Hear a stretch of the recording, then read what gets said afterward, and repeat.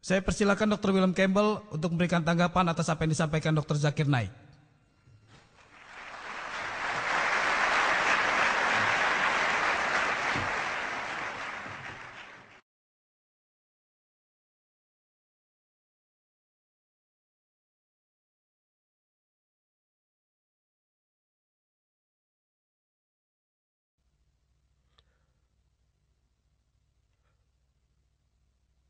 Dr. Naik telah menyampaikan beberapa permasalahan yang serius.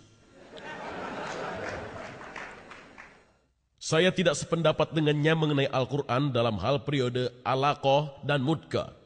Saya masih berpendapat ini adalah masalah serius. Namun itu adalah pendapat kami masing-masing. Jadi setiap orang akan pulang dan memikirkannya sendiri di rumah. Dia berkata, dia belum bertemu seorang pun yang menjalani tes racun. Saya tidak dapat menunjukkan orang itu, maaf, karena dia telah bersama Tuhan. Tapi saya mempunyai teman Harry Radcliffe yang tinggal di sebuah kota di selatan Maroko. Dan salah satu bawahannya, yang juga temannya, mengundangnya makan siang, makan malam, dan dia juga mengundang istri dan anak laki-lakinya. Namun ketika Harry hendak pergi, seseorang datang mengetuk pintu rumahnya dan berkata, orang itu akan meracunimu. Lalu mereka pergi. Harry mengutip ayat yang Anda baca ini dan dia memutuskan untuk pergi karena dia telah berjanji untuk datang. Dia tetap pergi, menunggu berharap ada saat yang tepat, yaitu saat pria itu masuk membawa kuskus sehingga dia dapat berbalik. Orang itu akan keluar dan dia dapat membalikkan kuskusnya. Namun kesempatan itu tidak terjadi. Jadi ia mengambilnya dan memakannya juga istrinya. Dia tidak mampu makan banyak dan mereka telah menyuapi anak mereka sebelum pergi. Namun Harry makan. Dan malam itu Harry merasa sakit di perutnya. Dan dia mengeluarkan darah, tapi dia selamat. Lalu 2 hari kemudian dia pergi, mengetuk pintu. Orang itu datang, membuka pintu dan wajahnya benar-benar pucat. Dan Harry mengucapkan terima kasih atas undangan makannya. Jadi saya pikir saya akan menceritakan pada Anda contoh ini saja. Tadi Anda mengatakan Yesus hanya dikirim bagi orang-orang Yahudi. Hanya untuk orang Yahudi dan tidak untuk non-Yahudi. Nah, Quran sendiri membicarakan tentang Maria yang berkata, saya tidak mengenal pria manapun, dalam surat nomor 19 ayat 21. Dan kemudian dikatakan kalau Yesus adalah tanda bagi pria dan rahmat dari kami. Dalam Matius ayat 9, seorang wanita datang dan mengoleskan minyak pada kaki Yesus. Dia berkata, kapanpun, dimanapun ajaran ini disampaikan di seluruh dunia, apa yang telah dilakukan wanita ini akan diceritakan. Dan dalam Matius 28, saat Yesus akan naik ke surga, dia berkata, pergilah ke seluruh penjuru dunia dan sampaikan ajaran ini. Namun ini bukan kontradiksi. Dia memang mengatakan pada murid-muridnya, pergilah hanya ke orang-orang Yahudi. Karena orang-orang Yahudilah yang diberikan rahmat.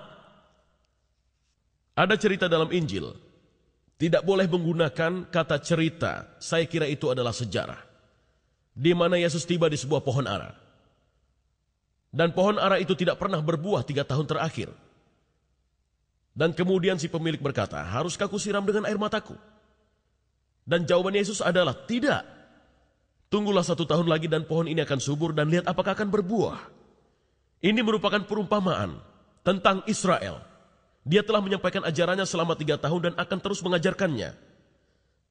Tetapi kemudian ada perumpamaan lain dan dia berkata, baiklah, rahmat ini akan diambil darimu dan diberikan pada orang non-Yahudi.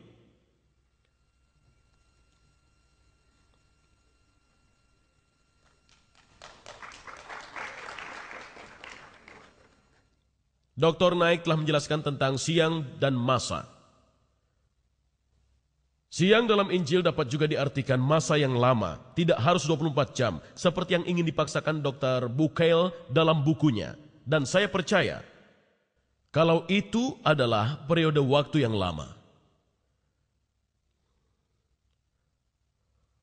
Lalu ada masalah ini yang dia katakan, dan saya tidak menyangkalnya karena saya tidak memiliki jawabannya. Tapi saya ingin menyampaikan tentang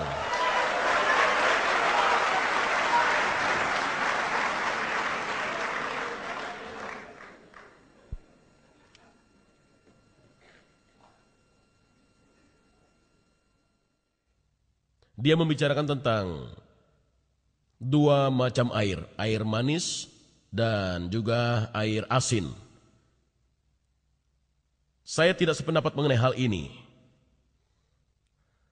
Al-Quran mengatakan, Tuhan telah menciptakan dua rintangan, dua jenis air mengalir, saling bertemu, dan di antara mereka ada rintangan yang tidak dapat dilewati.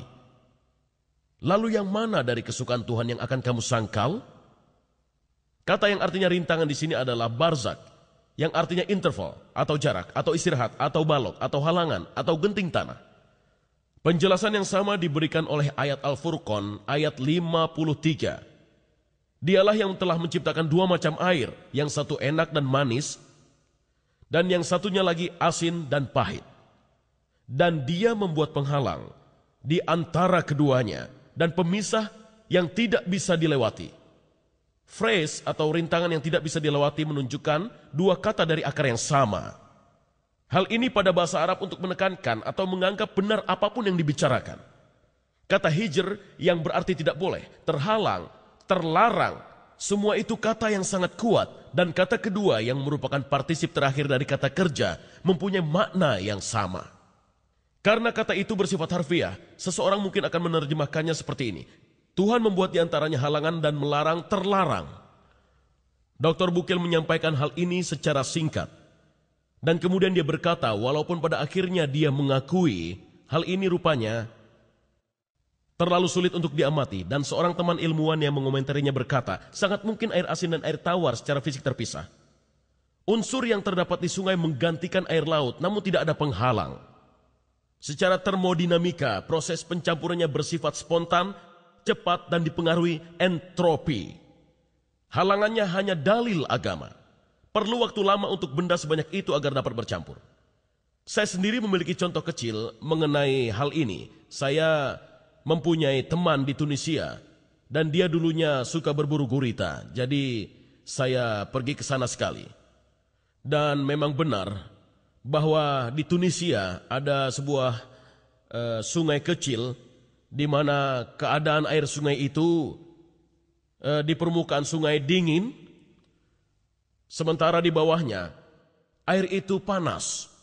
Saya berpikir bagaimana ini mungkin terjadi, bagian atas dingin dan bagian bawah panas. Lalu saya baru sadar, air yang dingin itu datangnya dari luar sungai dan air asin itu sangat berat.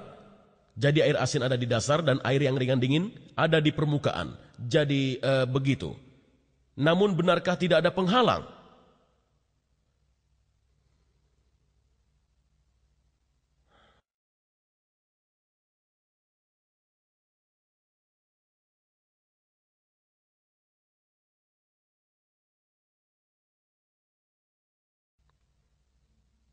Dr. Naik berbicara mengenai bahasa, dan tentu saja saya tidak dapat menjawab mengenai bahasa-bahasa di India.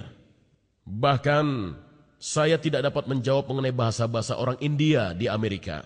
Jadi tidak ada perbedaan antara India dan Amerika. Namun demikian, tempat yang Dr. Naik bicarakan dalam Bible atau Injil, para pengikut Nabi diberikan bahasa yang merupakan suatu anugerah. Akan tetapi bahasa-bahasa tersebut merupakan berbagai macam bahasa yang dikenal oleh orang-orang yang di sana. Bahasa tersebut bukanlah bahasa yang buruk. Apabila seseorang berasal dari Spanyol, maka Rasul akan berbicara padanya dengan bahasa asal orang tersebut. Apabila ada orang lain yang berasal dari Turki, Rasul lainnya akan berbicara dengan orang tersebut dengan bahasa asal orang tersebut, yaitu bahasa Turki.